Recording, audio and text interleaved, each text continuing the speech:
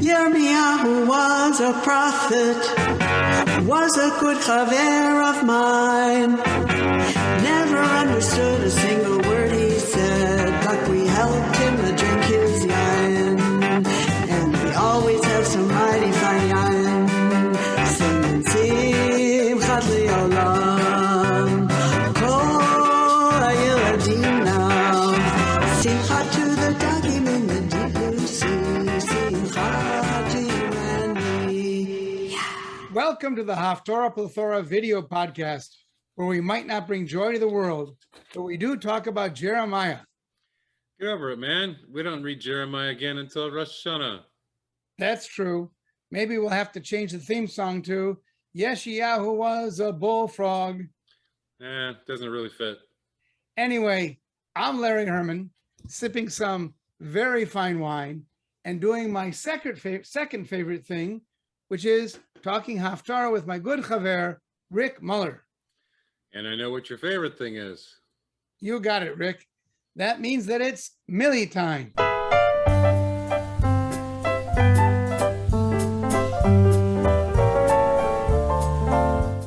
And my favorite thing is watching her smile. She's a very happy baby. It doesn't take much to get a goofy smile from her. I can see that. And I see Billy there in the background watching over her. Yep, Billy is really taking a liking to Millie. Pit bulls are actually very good with children. It looks like Millie's favorite animal may be a giraffe. All kids love giraffes, but most of all, they love to eat.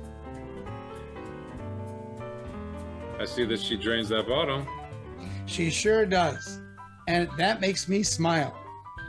But back to the Haftarah. Rick, have you got 4 nickels? Why would you want 4 nickels? Because I'm looking for change for a pair of dimes.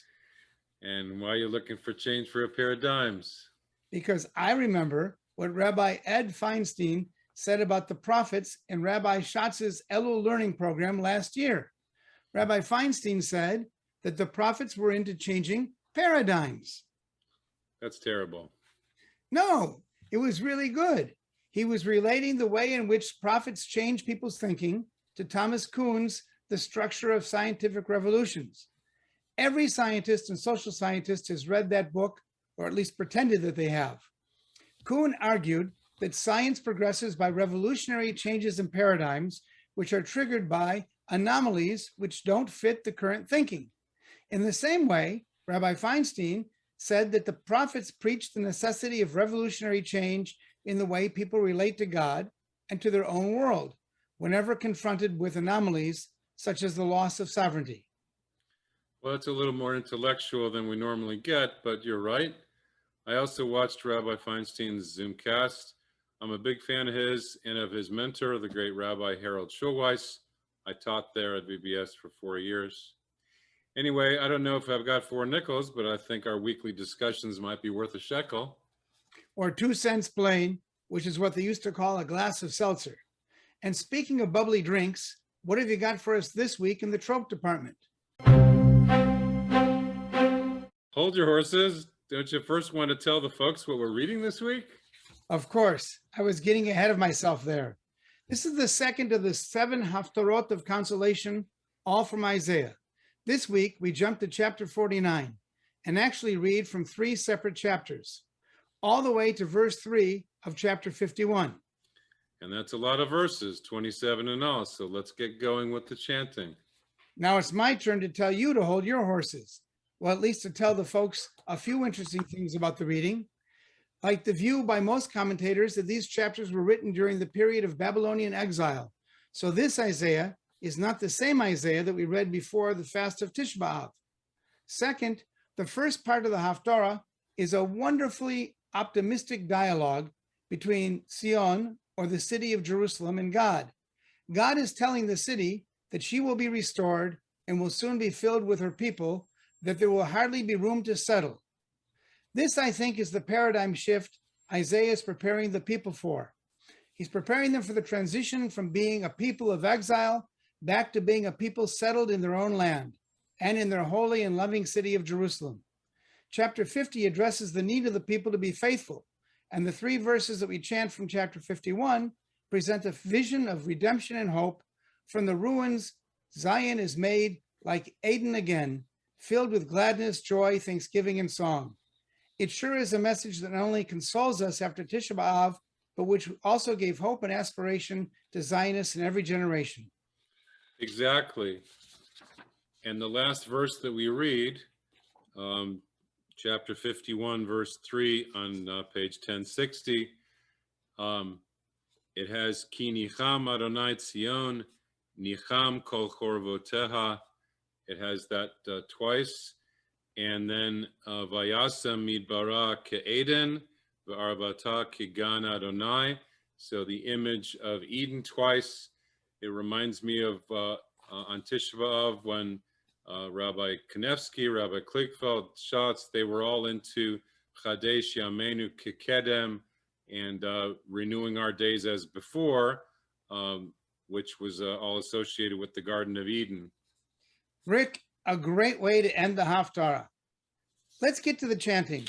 I suggest that we divide the chanting by chapters as I explained earlier. We start with verses 14 through 26 in chapter 49, which is the dialogue between Zion and God. The 11 verses of chapter 50 addresses the need for the people to be faithful. And then we conclude with the first three verses of chapter 51, which presents the vision of redemption and hope. The text is found on page 1056 in our Eitz Chaim Chumash. You can follow along on the screen that Norm has provided. As far as the trope, there's not a whole lot of fancy trope again this week, but I am struck by the 2 yativs that appear in this chapter on verse 20 and verse 23. You can link them together if you like. Verse 20, Od, the translation doesn't exactly fit the Hebrew, but yet in the future you will say that the children you thought you had lost will come back. And then in verse 23, the yativ there on Eretz, it's about the land that they're going to bow down to, that they're or maybe come Rick, back maybe to. Maybe the link is that the children are going to come back to the land. Yes, that's kind of what I'm trying to say.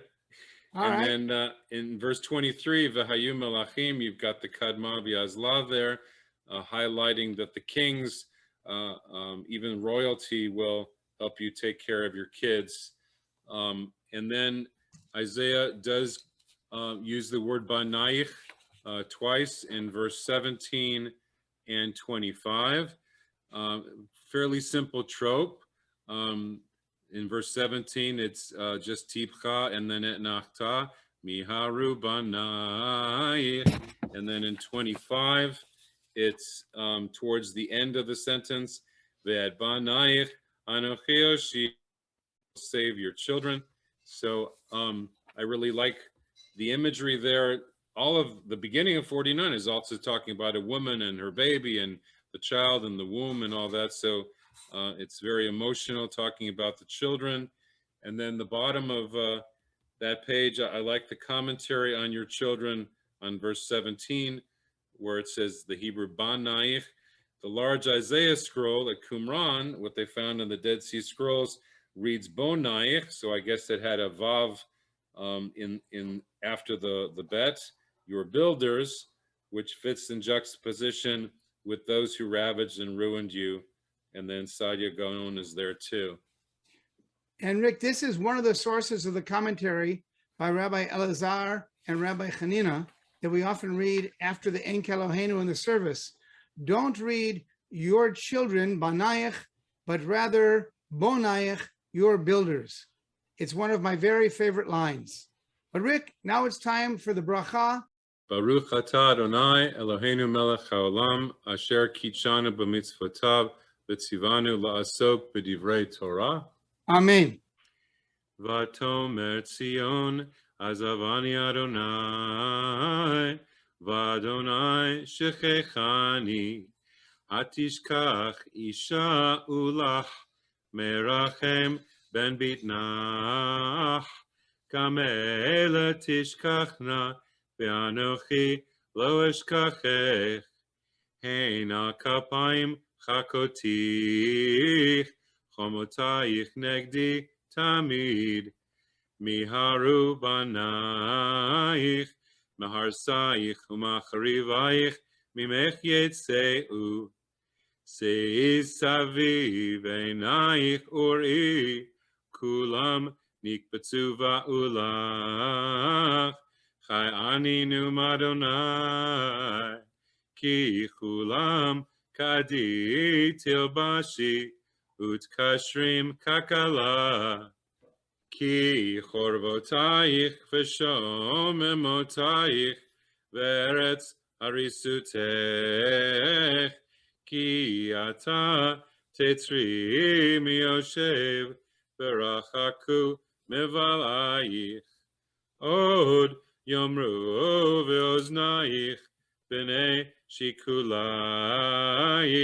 צר לי המקום, כשלי ואשבה. ואמרת בלבבך, מי ילד לי את אלה, ואני שכולה וגמודה, גולה וסורה, ואלה מי גידל, הן אני נשארתי לבדי, אלה איפה הם, כה אמר אדוני אלוהים, הנה אשא אל גויים ידי, ואל עמים ערים ניסי, והביאו בנייך בחוצן, ובנותייך הכתב תינשאנה, והיו מלאכים אומנייך, בשרותיהם מניקותייך אפיים, ארץ ישתחוו לך, ועפר רגלייך ילחכו, וידעת כי אני אדוני, אשר לא יבושו קרובי. היו כך מגיבור מכוח, עם שבי צדיק ימלט, כי כה אמר אדוני, גם שבי גיבור יוקח, ומכוח עריץ ימלט, ואת יריבך אנוכי אריב, ואת בנייך אנוכי אושיע, ואכלתי את מונעייך את בשרם, וכעסיס דמם ישכרון, וידעו כל בשר, כי אני אדוני מושיעך, וגואלך אוויר Yaakov. Great as always, Rick. So what have you got for us in chapter 50 in terms of trogrush? Well, we have to touch on the Tilisha Gedolah in the first verse there, Ezeh. It highlights that whole phrase, and then there's a yativ there as well, oh, in the same sentence. So at the bottom, it's a rhetorical question, according to the commentary. Where is the bill of divorce? Ezeh, where is it? So Isaiah is really emphasizing that there wasn't a bill of divorce, that God didn't divorce us. We left God, is Isaiah's opinion there. And then in verse 2, the Kadma v'azla madua ba'ati. My favorite. Your favorite, yes. And then karati ve'enoneh has the only zarka segol. So I called out and nobody answered. Rick, So, why are there two zarkas on karati? Well, in my book, actually, there isn't in the Eitz Chaim, but there should be one on the Reish. The zarka, the squiggle, is a post-positive accent. It's always on the last letter of the word, in this case, the yud, but you don't sing it there. You can't sing it on a yud with no vowel. So you really are supposed to sing it on the stressed syllable, which in this case is karati.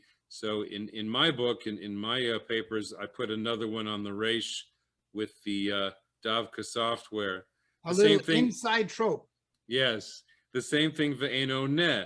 You have the segol on the hay, but you don't really sing it on the hay with no vowel. You really sing it on the nun. So some books will have another one on the nun to complement the one on the hay, which doesn't really tell you much.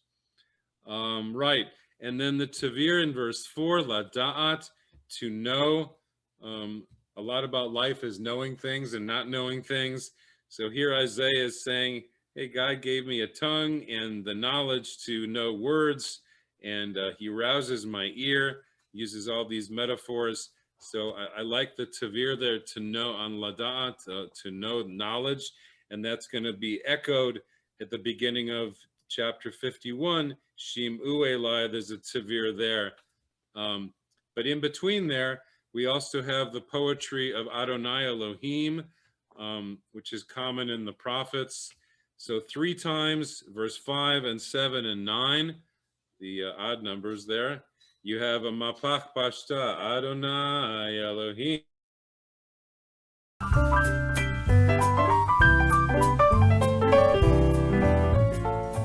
And then 2 of them have Ya'azor li, God will help me. So the repetition there by Isaiah is a teaching tool. It teaches the people what he wants them to know. And that's what I would say there. Fantastic. So Rick, why don't you chant all of chapter 50? Ko Amar Adonai Ezeh Sefer Kritut Imchem Asher Shilachti Ha O Mi Minoshai Asher Macharti Etchem Lo Hein Ba'avonotechem Nimkartem Ufishechem Shulcha Imchem Madua Bati Beinish Karati Beinone Hakatzor Katra Yadi Mibdut Vim Ein Bi Choach Lahatzil Hein Begarati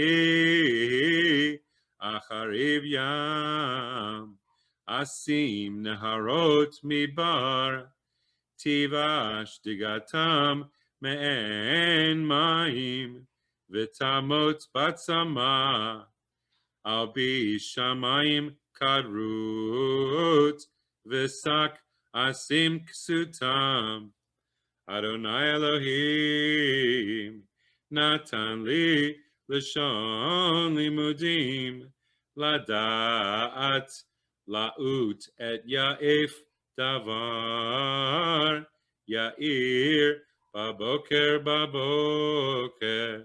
Ya'ir Li Ozen Lishmoa Kalimudim Adonai Elohim Patach Li Ozen Ve'anochi Lo Mariti Achor Lo Nesugoti Kevi Natati Lemakim Ulchayai Lemortim Hanai Lo Histarti Miklimot Varok Adonai Elohim Ya'azor li Aken Lo Nichlamti Aken Samti Fanai Kachalamish Va'eda Kilo Evosh Karov Matzdiki Miariviti Naamda Yachad